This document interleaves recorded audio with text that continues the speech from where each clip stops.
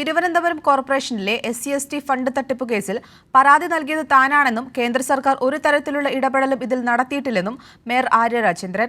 എല്ലാ കാര്യങ്ങളുടെയും അവസാനത്തിൽ ക്രെഡിറ്റ് ഏറ്റെടുക്കാൻ കോൺഗ്രസും BJPയും വരുന്നത് ആദ്യമായല്ലെന്നും ഇത് തിരുത്തണമെന്നും മേയർ.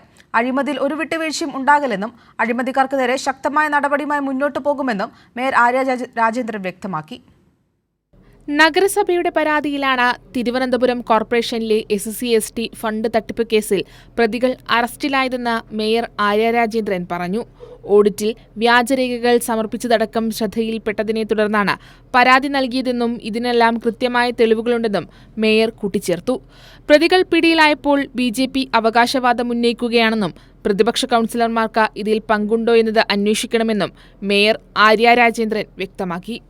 BJPയുടെ കൗൺസിലർമാരുൾപ്പെടെ ഇപ്പോൾ പതുങ്ങിയിരുന്നുകൊണ്ട് അവർ പറയുകയാണ് ഞങ്ങളുടെ അന്വേഷണം ഞങ്ങൾ പറഞ്ഞിട്ട് കേന്ദ്ര സർക്കാർ അതിന് ചുമതലപ്പെടുത്തിയ ആളുകൾ അന്വേഷിച്ചിട്ടാണ് ഇത് പറയുന്നത്. ഒരു വാർത്തയിൽ ഞാൻ കണ്ടതാണ്. ഏത് അന്വേഷണത്തിന് വേണ്ടി അവർ കത്ത് കൊടുത്തത്, ഏത് പരാതിയിലാണ് കേന്ദ്ര സർക്കാർ അന്വേഷണം നടത്തിയത്? തിരുവനന്തപുരം നഗരസഭ മേയർ ആര്യ രാജേന്ദ്രൻ നൽകിയ പരാതിയിലാണ് ഈ കേസ് അന്വേഷിക്കുന്നത് എന്ന് വ്യക്തമായി പറഞ്ഞിട്ടുണ്ട്.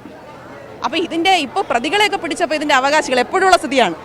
നഗരസഭാ പരിധിയിലെ SC/ST BPL വിഭാഗങ്ങൾക്ക് ലഭിക്കേണ്ട 2,40,00,000 രൂപയുടെ ഫണ്ടാണ് തട്ടിപ്പ് സംഘം കൈക്കലാക്കിയത്. ഇതുമായി ബന്ധപ്പെട്ട് 2 കേസുകളിലായി ഇതുവരെ 14 കോൺഗ്രസ് BJP നേതാക്കളെ വിജിലൻസ് അറസ്റ്റ് ചെയ്യുകയും ചെയ്തു. കൈരളി ന്യൂസ്, തിരുവനന്തപുരം.